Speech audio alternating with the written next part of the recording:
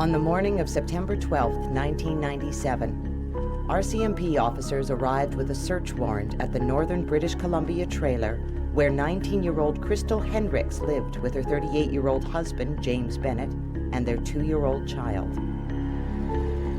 Linking disturbing reports that had come into the detachment over a 2-year period, officers feared for the lives and safety of area teens. I first became aware of the case, actually. The RCMP in town here are very good with allowing the media to go and check the log from the night before. And I had noticed that there was a notation in the log, the RCMP log, about child prostitution. The lid was kept on it fairly tight. And then they sent a news release out in September 1997 that they'd made an arrest of 2 Willow River people, Crystal Hendricks and James Darren Bennett. In a back room of the mobile home, officers discovered a crude video editing suite. When one of them hit play on a VCR, the screen came to life with the image of Crystal Hendricks sexually abusing a 3-year-old boy. Then, later on the same tape, a 9-year-old girl. That's when they first started to realize the enormity of what they had discovered here, because the entire house was closed-circuit wired. There was a small camera they discovered in the light fixture in the ceiling, and then they subsequently discovered it was a 2-way mirror. And there was a camera inside the bedroom on the other side of this mirror, so the whole place was wired. Was the childlike teenager on the tapes a guiltless victim of her domineering husband, or a female sexual predator responsible for initiating sexual abuse? It was a disturbing question that rocked the community's perception of the gentler sex. We view women as nurturing, caring, innocent. They are our mothers, our sisters, our grandmothers. The concept of women as sexual predators is alien to us. As a society, we prefer to deny that such women exist. When stories of sexual abuse by women make headlines, they are viewed as isolated incidents. The women are often thought of as victims rather than offenders, and if the target of the abuse is a boy, his experience will likely be celebrated as an early sexual initiation. There is even doubt among some professionals that women are capable of experiencing deviant sexual arousal. But recent studies reveal that sexual abuse by women is much more common than was previously believed. It's one of the most underreported criminal offenses in our society, and in the rare case that it is reported, the woman responsible for the abuse is unlikely to be charged. Offenders usually know their victims, and, most often, are related by blood. Through the abuse, they are satisfying their own needs ahead of those of the child. They are anything but innocent.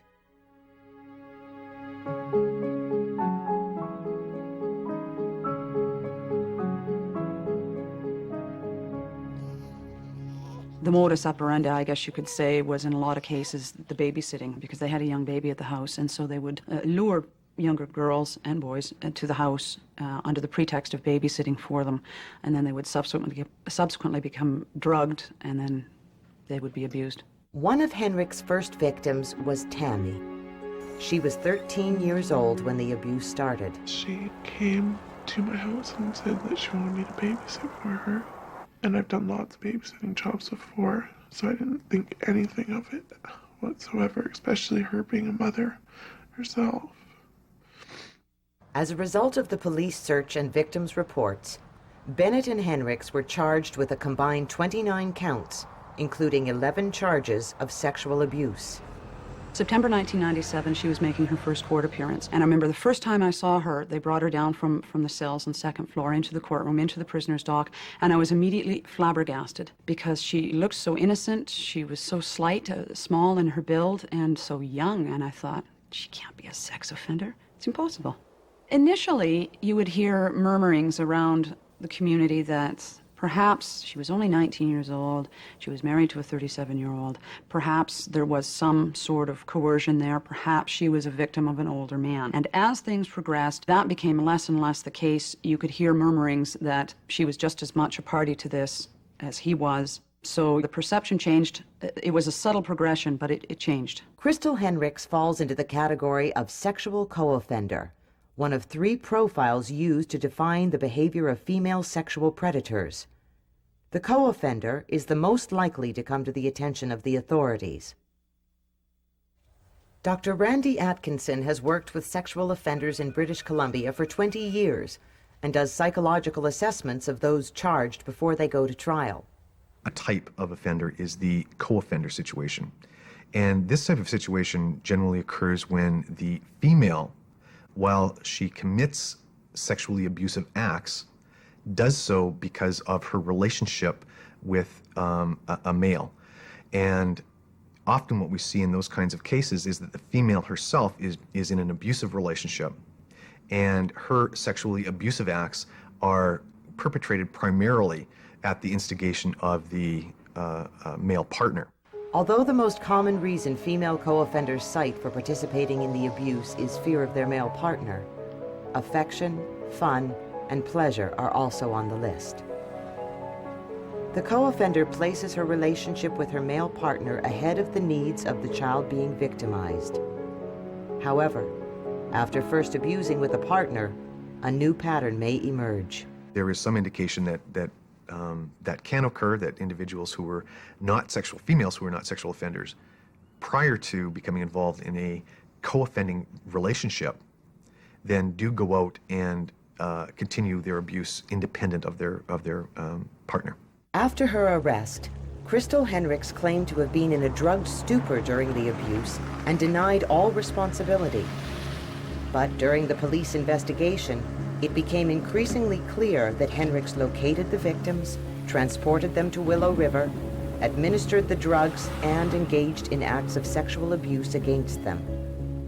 When police first saw Tammy on videotape, they couldn't detect signs of life for several minutes and feared that they had acted too slowly in making the arrests. Well, after we got out to the residence, there was no child there. And she started making me drinks and asked me if I wanted more drinks. And then after about a couple hours, I started to feeling sick. And then she offered me some blue pills and said they were butterfly pills to help ease my stomach pain. And then it just seemed that every time I'd take butterfly pills that they were supposed to make me feel better, and then I'd fall asleep. So I started getting suspicious. RCMP officers were faced with the difficult job of locating the victims on the tapes to inform them that they had been drugged with Zoplicone, the date rape drug, which causes loss of consciousness and amnesia. They were then videotaped while being sexually exploited. The tapes were used as one source of evidence. Another key source was Henricks' diary. The diaries did shock me. The content of what they had written back and forth to one another and put in those diaries was very, very disturbing. For example, the diaries mentioned some very graphic scripts. One case they had written out, or she had written out, it's all in her handwriting and she admitted it on the stand. She had written out a script involving a very young girl, had to be a virgin, and ultimately it ended up with the expression, then finish her off. Once the public learned of those diaries, that solidified their opinion of her role, absolutely, as being very well aware of what was going on. The co-offender, such as Henricks, is one general profile of female predator. The others are the female incest offender and the teacher lover. The most common type is the incest offender, and that is the female offender who offends against someone in their own home, a biological related person, or someone who is related by virtue of blended family or step family. My abuser was my mother, and all my life I've held on to this little belief that one day she would love me and accept me and appreciate me for me, and that someday we would have a normal relationship. Abuse with my mother started when she was drinking. I was about 9.5 years old, I guess. Part of the reason it made it okay for me to participate was at least I was getting some physical contact and some hugs. I mean, it always started with hugs and being told that I was a good boy.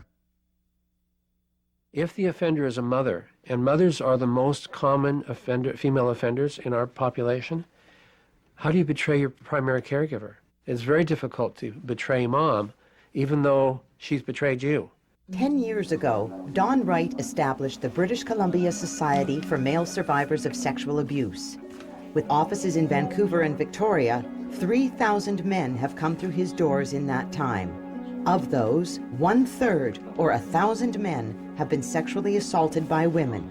Only 4 have ever reported their abuse to the authorities. Well, I think the reason that victims are reluctant to report and to lay charges, there are a number of reasons, and it depends on the case. Now, in the case of incest, a lot of men have expressed fear that they'll be ostracized by the family, that all the pain and confusion and resentment and anger that ought to go towards the offender will be dumped on them because they've aired the family laundry in public. Sexual abuse by a female can take a variety of forms. It can take the same kinds of forms, basically, that can happen with male sexual offenders. With very young children, however, part of the difficulty in detecting female sexual abuse is that the sexually abusive behaviors are often couched in general caretaking behaviors. So female washing a child's genitals is a very natural caretaking kind of behavior, and it ends up being a very qualitative kind of distinction that has to be made in terms of whether or not that is a sexually abusive act. And again, there it goes to the intent of the offender, not the actual behavior. When I was 4, 5, 6 years old, this was actually my sister, and she is 15 years older than I am. She was in university when I was 5, 6 years old, and it started out with the age difference. She played that motherly role. I don't think it's abnormal for a younger brother to end up in his sister's bed, but not in the context that I was, and not being just touched and manipulated and played with. When I was 6 years old, I used to be babysat by my aunt, and whenever I would go over there, by then she'd probably already had quite a bit to drink because she drank a lot. She would pick up videos, usually fairly violent ones, and we would watch videos, and at some point during the video, if some sort of violent scene came on, usually sexually violent, she would pin me down against the couch and she would take my pants down and she would put my testicles in one of her hands and she would have a knife in her other hand and threaten to do what we saw on the screen if I wasn't a good boy. Because the tendency for female offenders to be close to the child, they can erode the boundaries gradually over time. A mother who's bathing, changing, dressing, feeding the child can start crossing the boundaries for quite a while before the child really picks up on the fact that boundaries have been crossed. Abuse between males and females does differ somewhat, and of course, you can only really make generalizations because every case is going to be unique. Women have a tendency to abuse kids that are in their care. So a mother, a teacher, whatever, will abuse a child that they have an ongoing relationship with, where very often male offenders will be abusing kids that they pick up hitchhiking or in the park or in the playground or whatever. Men statistically report their abuse less than women. And when I say report, I mean report it at all to anyone.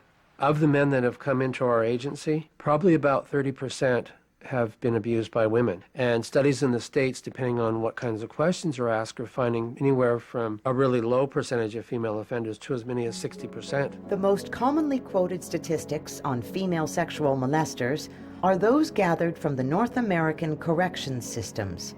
Based on convictions, it would appear that only 5% of all sex offenders are women. But this paints a distorted picture. Recent studies have taken a different approach. When male and female college students were asked if they had had a sexual experience before they reached the age of 15, with a person at least 5 years older than themselves, a staggering 59% of these experiences were with women. Everyone thinks that abuse from a woman is just, introduced to sex early on, and aren't you lucky? And so even the victims themselves don't get that they've been exploited by someone that has, the control over them.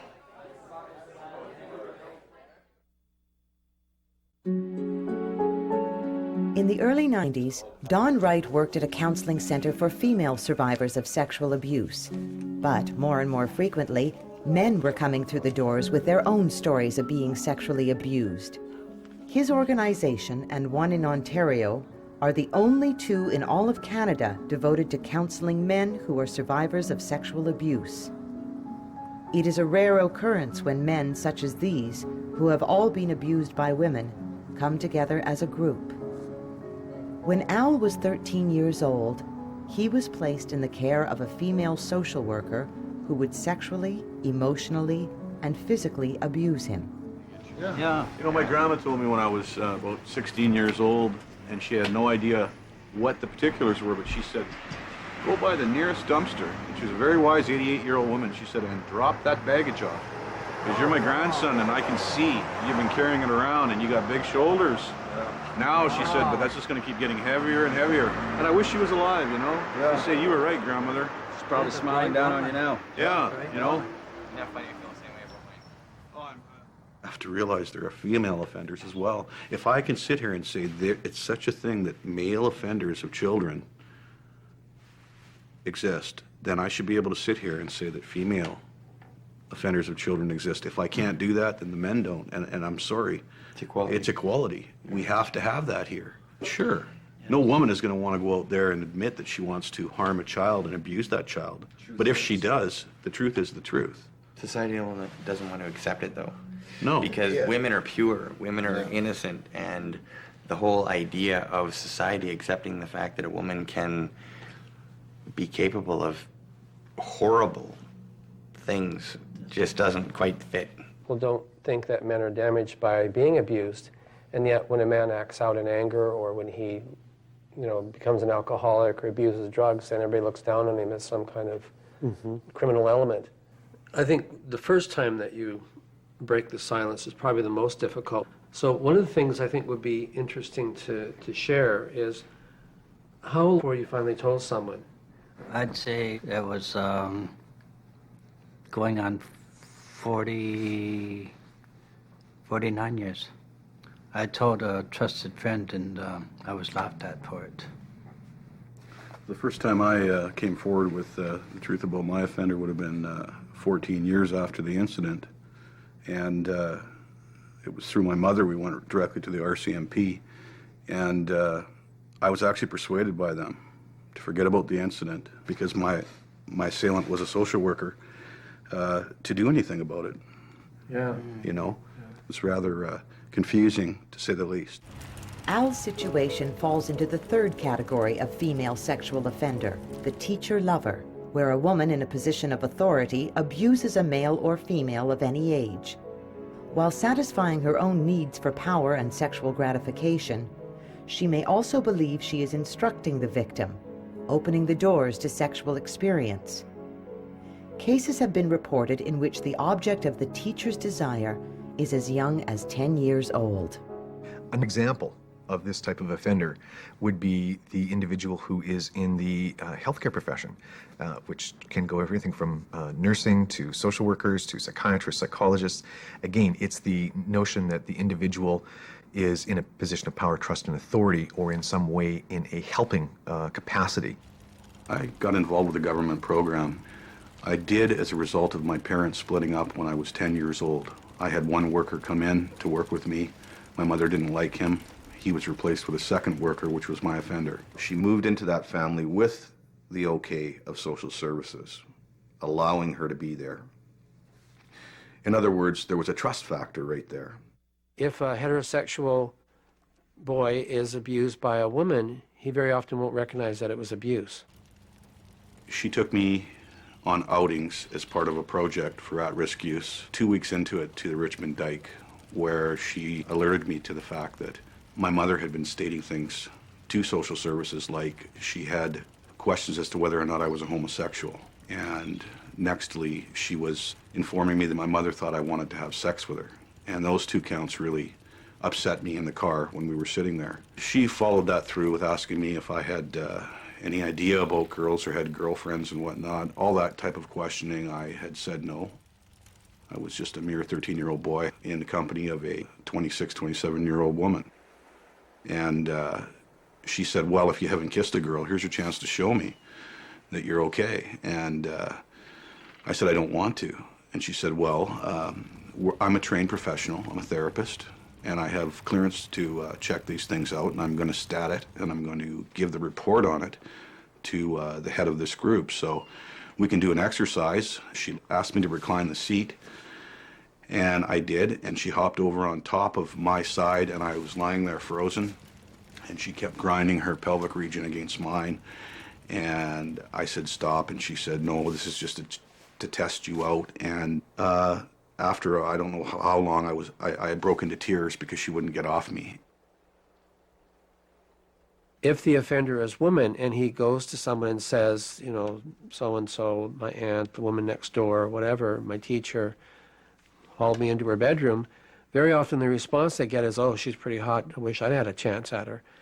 You know, and so he's going to be afraid that people will think there's something wrong with him because he didn't enjoy this great opportunity to have sex with an attractive woman. To begin to talk about being abused by a female took about 35 years.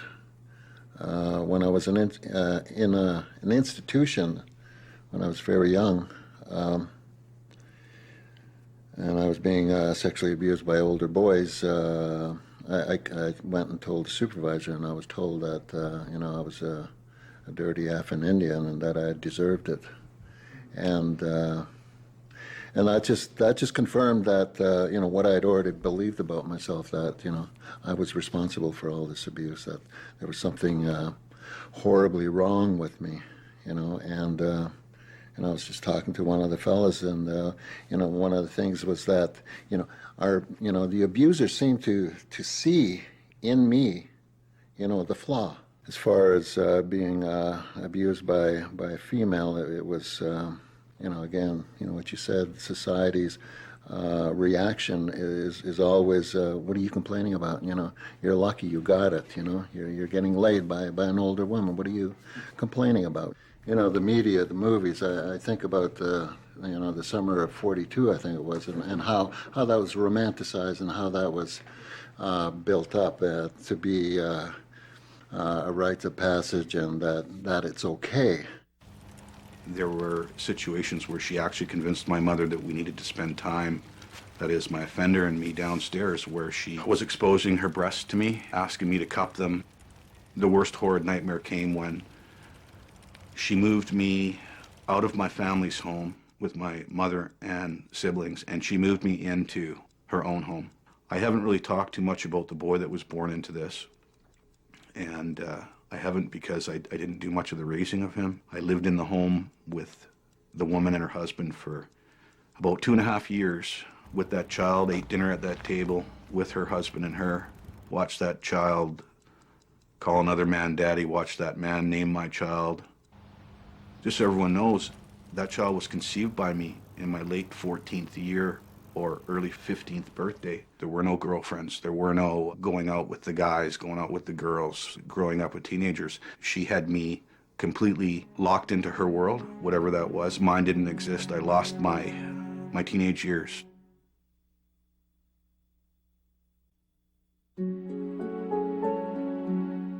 When these men who have been abused by women recently met for the first time, they were candid about their experiences. So many years of my life. I don't want to die. I do want to live. And I want to provide for those little ones what was stripped from me. Yeah, for me, love, it's like taking a hot iron and telling me that you love me, and, you know, drawing me into a sexual embrace and taking this hot iron, and you're using this hot iron to hold me. You know, all of us have been sought after by certain individuals in our life at a young age. Being a child, being an actual child. What chance does a child have? My mother wasn't there, my father wasn't there, I was taken away from my siblings, was put in a situation out of manipulation that left me defenseless. I felt so completely helpless. I was blackmailed into it. I was told by my offender that, you know, if I wanted to grow up in life and realize that I came from an unfortunate family in the first place, where I should be embarrassed because she tried to alienate me from my mother and siblings, and then the icing on the cake tell me that if I went forward with the truth and spoke about this child that was going to be born, that she would be put in prison. And how could there ever be a time I could look in the mirror and say to myself, you put your mother or your son's mother in prison? Al has been in counseling for 3 years. His therapist, Alana Sampson, works with several men who have been abused by women. Al came to see me about 10 months or so after he had previously seen another therapist at the agency here. And he had stopped seeing her because he was having trouble coming to terms with defining his abuse as being sexual abuse. And he'd also made attempts to go out and try and settle the tensions and so on between him and his offender on his own, and that hadn't been very successful for him. He has suffered from chronic post-traumatic stress for many, many years, and that is characterized by a lot of anxiety and anger, which is really common to male survivors in particular. His life has been in many ways quite limited compared to the average person.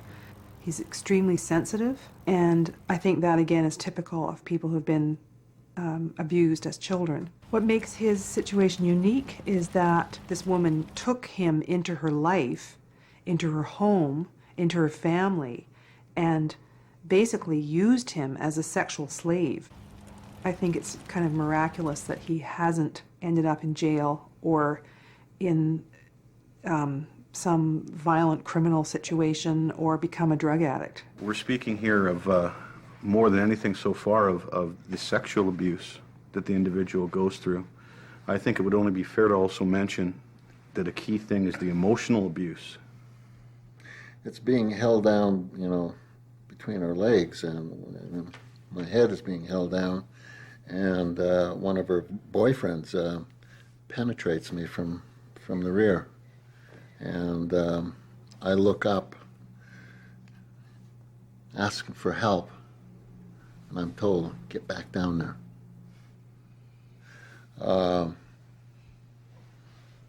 You know, that's an adult using violence, coercion, using their force, everything that is adult about them, their power, to have a child satisfy their sexual needs, and no matter what the cost of that child. And ultimately I ended up getting gangbanged repeatedly that night. What is there in that type of an act that happened to you that could identify anything more than just barbaric and viciousness towards an innocent human being?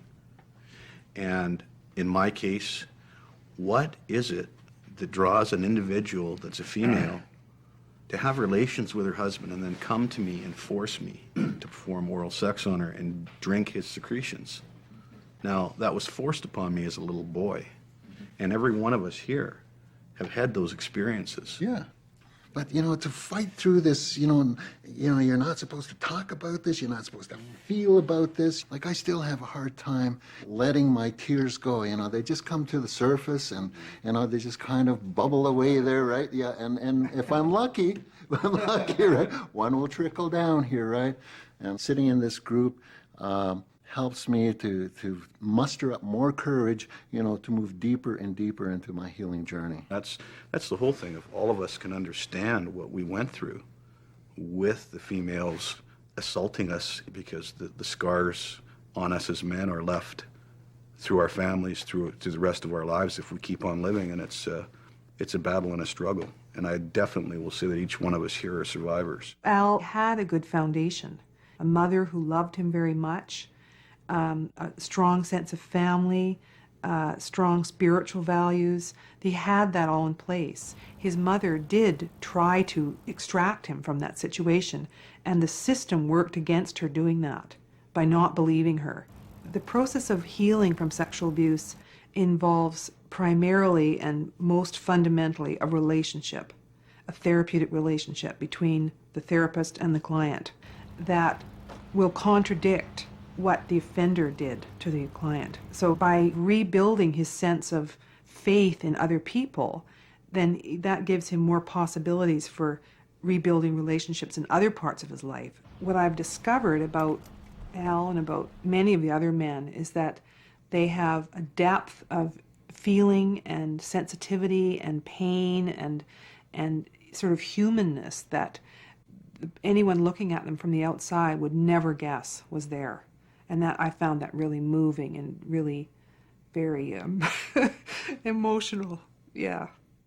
With the support of his counselors and family, Al is taking a rare step for survivors of female sexual assailants. He's taking his abuser to court, as well as the government that placed him in her care and ignored his mother when she sensed that her oldest son was locked into an abusive situation. In the meantime, Al spends his days recycling bottles to make a little money, since the wounding memories from his past make it difficult for him to hold down a regular job or maintain a relationship. Well, hopping inside these things, but got to be able to make a little bit of extra money for myself, being my situation is one that requires me to do this to survive. I just hope this type of thing that I'm doing isn't something I do for the rest of my life.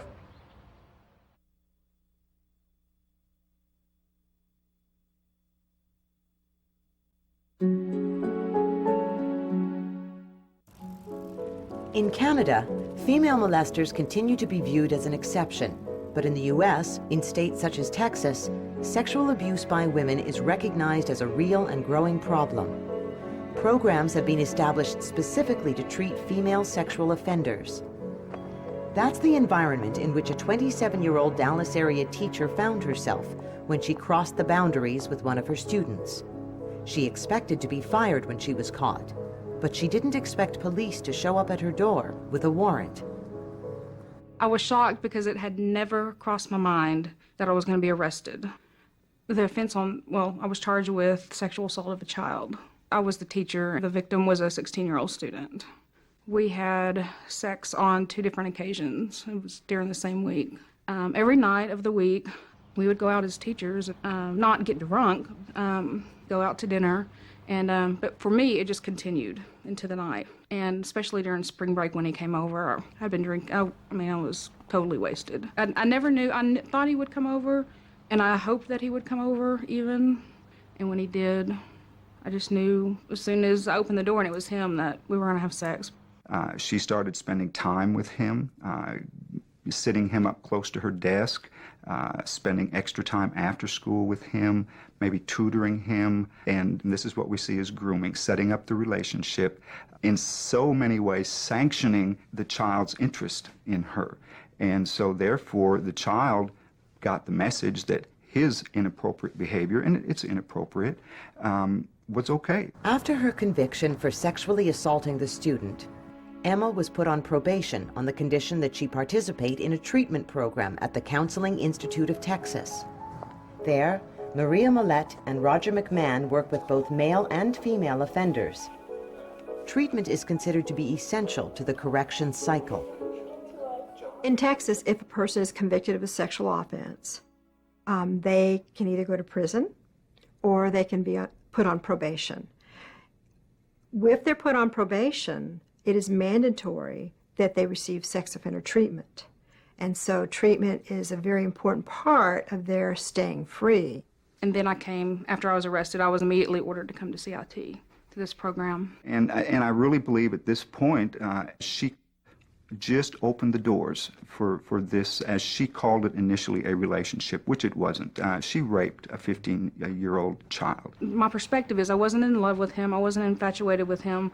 I didn't think we had a relationship. In a 16-year-old boy's fantasy, though, that's what he's thinking. She also talked about how she, in her own head, made him an adult.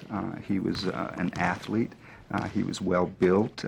He was tall. He was handsome. And children, teenagers, do have secondary sex characteristics, males and females. Males, Adam's apples begin to protrude, chest broaden, shoulders broaden, facial hair, chest hair, but those are all physical characteristics. Emotionally, mentally, he's still a child. I've been in sex offense treatment for just over 2 years now. Well, I was terrified before I ever came to the first meeting because I imagined it to all be hardcore criminal men who had offended little kids. The next phase of my attitude was, this is so stupid and I cannot believe they are making me come sit up here and say I'm a sex offender and say I raped this child and there's no telling how long I'm going to be here.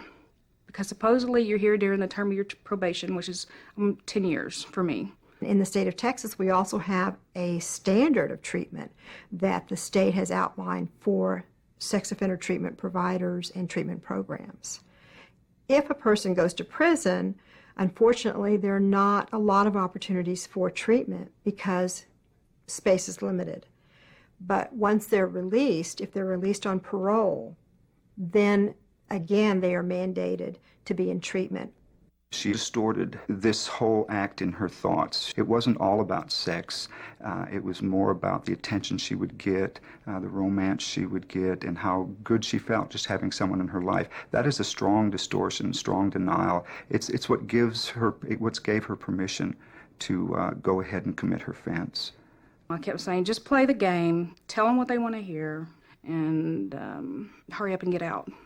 Well, when I realized I wasn't going anywhere, because you don't just get out of here. And in many ways, she acknowledges today that that was a control issue, that she did set it up, that she did want this to happen, and that she did let it happen. She has also, like the other women we work with here, not 100%, but the majority of females do acknowledge sexual arousal. Most of our female offenders have masturbated to sexual thoughts of their victims. So that speaks that there's a sex drive, there's sexual arousal, there's gratification involved in all of this. I'm not sure what changed my attitude, but then I got to the point where I really wanted to work the program and figure out if for the rest of my life I really am going to be attracted to children. For the rest of my life, am I really going to want to have sex with every teenager I see? We are hearing the stories that tell us that women are molesting infants, they're molesting children, they're molesting adolescents. These stories are coming from the women. The women are telling us that they have these deviant fantasies, that they have these deviant behaviors.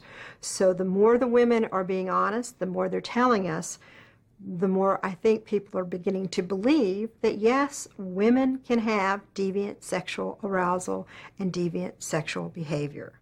Despite recent high-profile cases such as Crystal Henricks, Canada has no structured treatment programs for female sexual offenders. Since it is rare that a woman is convicted, individual treatment is tailored to address her circumstance. Heidi Worsfold is the mental health coordinator at Burnaby Correction Center for Women. The first female offender with whom Worsfold worked was, like Crystal Henricks, a co-offender. Those two. That she wasn't dependent on somebody else. And this had started early on in her childhood. And she learned some of these things from her parents, that this is the way you operate, that women really don't have any worth and children have even less.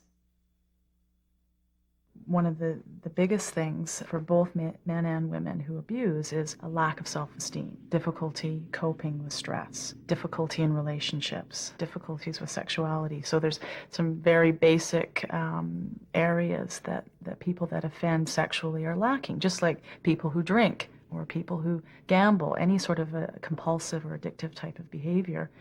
You have those kinds of elements. So it's not...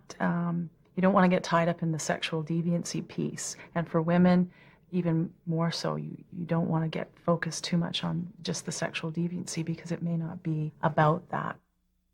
We don't have a really solid, systematic way of dealing with female sex offenders like we do with men. So it is very individualized. You can't say, well, when you have a female sex offender, you do A, B, and C with them. And then out comes a repaired person. From inside the correction system, Heidi Worsfold has seen an interesting phenomenon. When you finally do see women coming through the system, and there aren't many, because they don't get reported, or even if they are reported, they don't follow through with charges.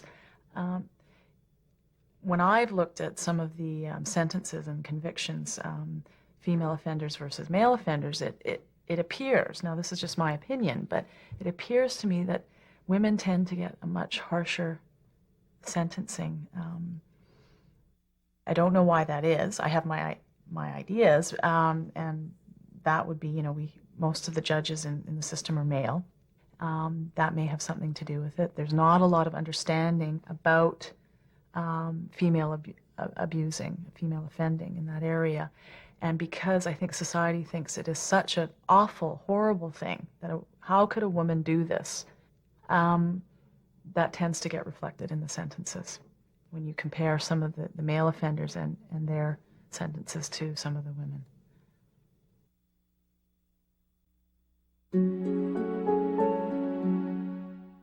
As we begin to understand female sexual offenders more, then it doesn't really matter what category we have them in. The real issue is what risk does a given individual pose. So as we learn more about female sexual offenders, we'll understand risk factors better, and along with that, then we'll understand how to manage those risk factors. So as we learn more, then ideally what will happen is that we will then be able to empower our communities by understanding the risk issues, because that's where these people will be. They will be back in our communities. Crystal Henricks finally went to court in early 1999. Although she pleaded not guilty, claiming to have been a victim of her husband and to have no memory of the offenses, the court felt otherwise. On April 20th, 1999, Judge Glenn Parrott convicted Crystal Henricks on 8 counts. He listened to the evidence, her evidence, and the evidence of the victims, and he found that that there was the sheer improbability of her evidence, and this goes directly to her awareness of what's going on. And he states, it was almost always Crystal Henricks who made the arrangements that brought the victims to the residence and under their control.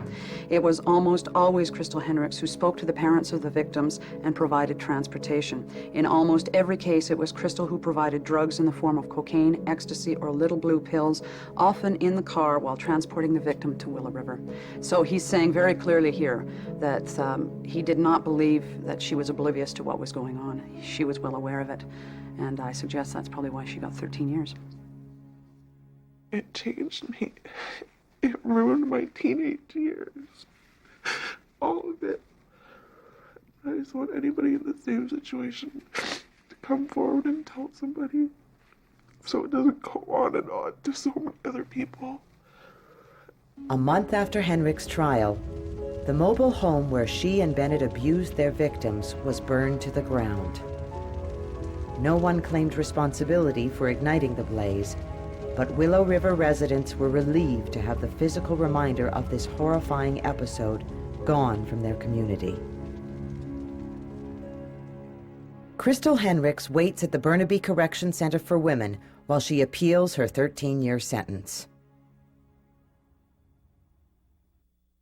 I did really well for the past year or so, and then last 2 or 3 months, I've done a lot of work and I'm ready to be out now.